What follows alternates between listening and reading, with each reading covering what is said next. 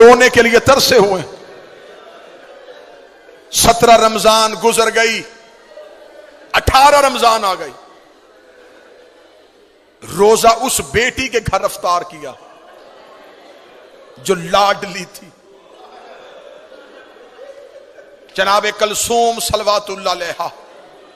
ان کے گھر علی کا آخری افطار. بیٹی نے باپ کی محبت میں دسترخوان بھرا ہوا تھا. علی کی آواز ہے, کلثوم تجھے خبر ہے تیرا بابا کبھی دسترخوان میں اتنی نعمتیں رکھ کے روزہ افطار نہیں کرتا. نمک, پانی, ایک روایت کھجور اور پانی, روزہ افطار ہوا. بہنیں اس بات کی گواہی دیں گی, بیٹیوں کی بڑی حسرت ہوتی ہے باپ ان کے گھر سے کھانا کھائے. بی بی رو کہتی بابا بڑی محنت سے سب کچھ بنایا تھا, بابا تو نے بیٹی کے گھر سے کچھ بھی نہیں کھایا. بابا ایک منت مان, میں نے بڑی محنت سے شربت بنایا ہے, بابا ایک گھونٹ شربت تو پی لے. علی نے رو کے کلثوم کے سر پہ ہاتھ رکھا, رکھے گا وہ سنبھال کے رکھ لے, میرا کوئی مہمان آ رہا ہے. بیٹی کو کیا خبر تھی کہ یہی شربت بابے کے قاتل کو پلانا پڑ.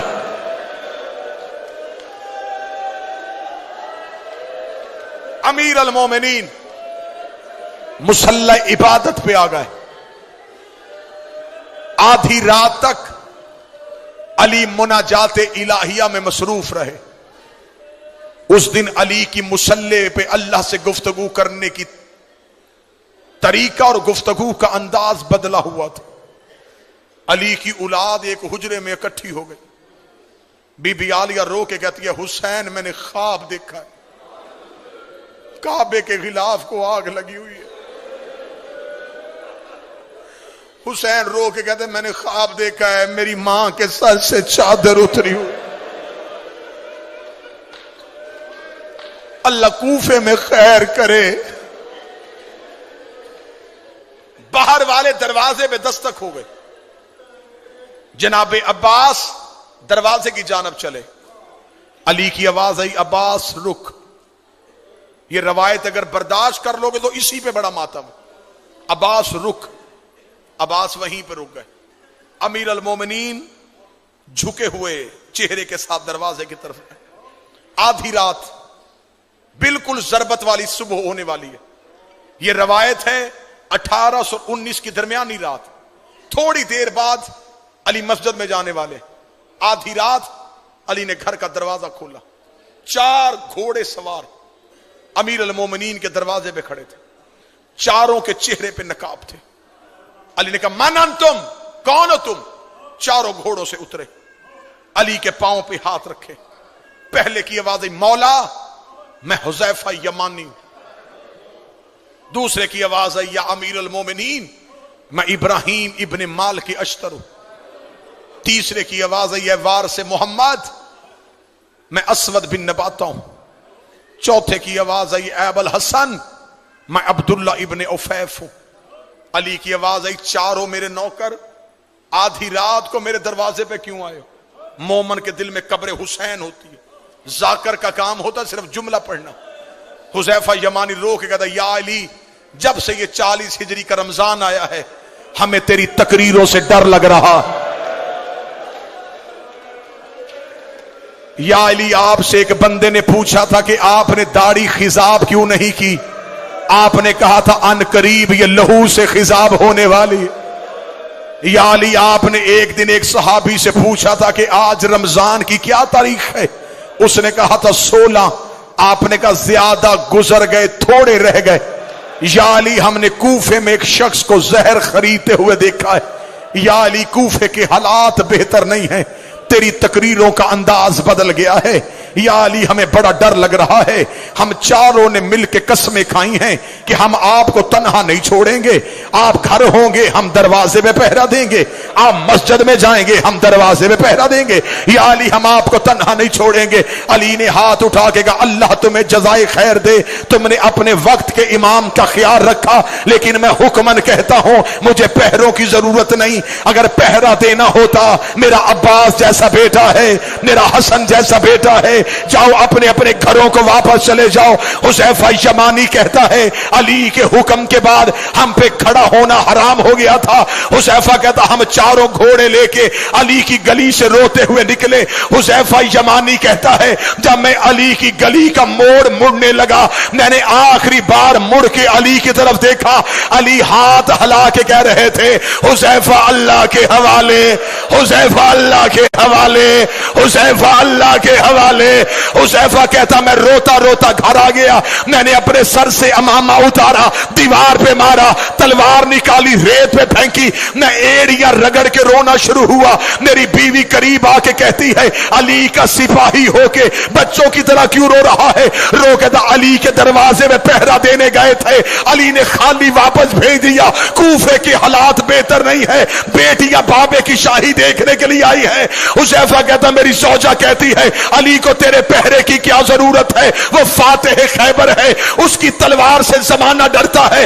حذیفہ کہتا میں روتا روتا سو گیا، تھوڑی دیر کے بعد میری بیوی نے میرا کاندھا ہلایا، ہلا کے دی حذیفہ جاگ، سونی یہ آواز کس کی ہے؟ حذیفہ کہتا میں تڑپ کے اٹھا، آواز آ رہی قد قتل امیر المومنین، زینب کا بابا مارا گیا، غازی کا بابا مارا گیا، علی کو ضرب لگ گئی، علی کوفے میں قتل۔ حوصلہ حوصلہ حوصلہ۔ قد قتل امیر المومنین، علی کو سجدے میں ضرب لگ گئی۔ حذیفہ کہتا میں دوڑا، جو شہادت علی سننے آئے۔ اب مجھ پہ سوال کرو کہ علی کے بیٹے کہاں تھے؟ کوفے کی جامعہ مسجد میں علی امامت کرواتے تھے، کوفے کی چھوٹی مسجدوں میں علی کے بیٹے نماز پڑھاتے تھے۔ کہیں سے حسن بھاگا ہوا، کہیں سے حسین دوڑا، غازی جہاں سے دوڑ رہا ہے وہاں سے دیواریں ہل رہی ہیں۔ مسجد میں سارے بیٹے پہنچے تو حالت کیا ہے؟ سید ایک لمحے کے لیے برداشت کرنا، علی کا سر ایسے کھلا تھا جیسے کاری کے ہاتھوں پہ قرآن کھلا ہے۔ حسن کی آواز آئی بابا آنکھیں کھول۔ مشکل روایت پڑھنے لگا۔ علی کے بیٹے، حوصلے کے ساتھ سننا، امیر المومنین کے بیٹے مسجد میں آ چکے تھے۔ ملعون ابن ملجم گرفتار ہو گیا۔ اس ملعون کو مسجد کے ستون کے ساتھ علی کے نوکروں رسیوں سے باندھ دیا۔ کبھی علی کا کوئی بیٹا اس کی طرف دوڑتا، حسین آگے آ جاتے، کبھی حسن آگے آتے، غازی خون آیا ہوا ہے آنکھوں میں، عباس بار بار کبھی قبضہ تلوار پہ ہاتھ، کبھی اس ملعون کا چہرہ۔ عباس اپنے ہونٹوں سے کہہ رہے ہو تو نے میری آقا زادی کے سر کے بال کھلائے، اور تو نے پردیس میں رلا دی علی کی بیٹیاں۔ بار بار حسین عباس کے سینے پہ ہاتھ رکھ کے کہہ رہا تھا عباس چپ، عباس صبر۔ جب علی نے دیکھا کہ عباس روک نہیں رہا، علی کی آواز آئی عباس جلدی جا، کلثوم سے کہہ میرا شربت دے۔ عباس گھر کی جانب دوڑا، جن ماتمیوں نے گلیوں میں رونا ہے، ادھر عباس ہاتھوں میں شربت لے کے آیا۔ علی کی آواز آئی عباس اپنے ہاتھوں سے میرے قاتل کو شربت پلا۔ عباس کا سر دیوار پہ لگا، روکے گا دعا کر تیرے غازی کو موت آ جائے۔ حوصلہ حوصلہ حوصلہ۔ بابا میں تیرے قاتل کو شربت پلاؤں؟ آواز آئی عباس تجھے تیار کر رہا ہوں، آج میرے قاتل کو شربت پلا، کل حسین کے کہنے پہ زینب کا خیمہ ہٹانا۔ عباس تو نے بڑے صبر کرنے ہیں، عباس تو نے بڑے حوصلے دکھانے۔ نماز جس پہ ضرب لگی یہ نافلہ نماز کا آخری سجدہ تھا، واجب نماز جناب حسن کی امامت میں ادا ہوئی۔ نماز حسین کی بھی کربلا میں بڑی مشکل تھی، نماز کوفے میں حسن کی بھی بڑی مشکل تھی، بابے کا لہو مسلح پہ تھا اور حسن نے کہا اللہ اکبر.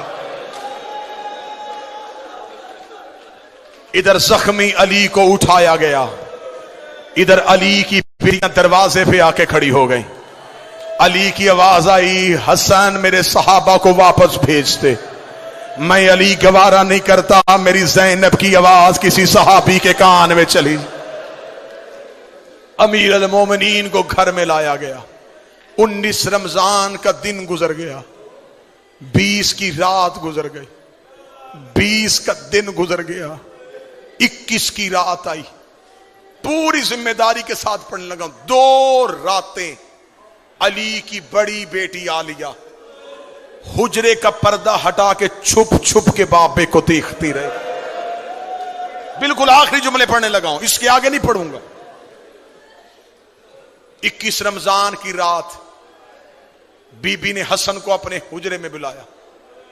مصلے پہ اٹھ کے کھڑی ہوئی، رو کے کہتی حسن 2 دن ہو گئے میرے بابے کو زخمی ہوئے. میں یہ جملہ اپنی ماؤں بہنوں کے لیے پڑھنے لگا. رو کہتی حسن بتا میرا بابا بچ جائے گا. حسن رو کہتے زینب بابے کی آخری رات ہے. رو کے کہتی پھر مجھ پہ ایک احسان کر، میں ماں کے بغیر کبھی بابے سے ملی نہیں تھی، ایک بار مجھے اپنے ساتھ لے جا کے بابا ملوا دے. حسن کی کمر کے پیچھے چلی علی کی بیٹی. علی کا حجرہ بیٹوں سے بھرا ہوا تھا. حسن کی آواز آئی بابا تجھے زینب ملنے کے لیے آئی ہے. علی بسم اللہ کہہ کے اٹھ کے بیٹھے. علی کی آواز آئی میرا ہر بیٹا میرے حجرے سے چلا جائے، آج میری بیٹی مجھے ملنے کے لیے آئی ہے. علی کی بیٹے حجرے سے نکلنے شروع ہوئے، زینب کا بدن کانپنا شروع ہوا. ادھر سے حسین زینب کے قریب سے گزرے. بی بی نے اب حسین کی ابا میں ہاتھ ڈالا، رو کے کہتی تو رک جا، تو میرے حصے کا بھائی ہے، تیرے بغیر تو میں کربلا بھی نہیں جا سکتی. علی کی آواز آئی حسین تو بھی چلا جا. اب اکیلی بیٹی رہ گئی اور ایک زخمی باپ رہ گیا. بی بی رو کری بابا میں زندگی میں تجھ سے کبھی بولی نہیں تھی، بابا تیری آخری رات ہے. علی کی آواز آئی زینب میرے سرہانے بیٹھ کے مجھے قرآن سنا. علی کی بیٹی نے قرآن پڑھنا شروع کیا. علی نے رونا شروع کیا. رو کری بابا تو کیوں رو رہا ہے؟ رو کر بس تیرا لہجہ سننا تھا، اب مجھے پتا چل گیا تو شام کے بازاروں میں خطبے پڑھ لے گی. ادھر علی کی آنکھیں بند ہونی شروع ہوئی. زینب رو کری بابا جلدی نہ کر، میں نے تیرے کہنے پہ قرآن سنایا، ایک بار آنکھیں کھول، مجھے بتا رسیاں کیسے پہنتے ہیں، مجھے بتا بازاروں میں کیسے چلتے ہیں، مجھے بتا شرابی سے کیسے بولتے ہیں، مجھے بتا پتھر کیسے کھاتے ہیں.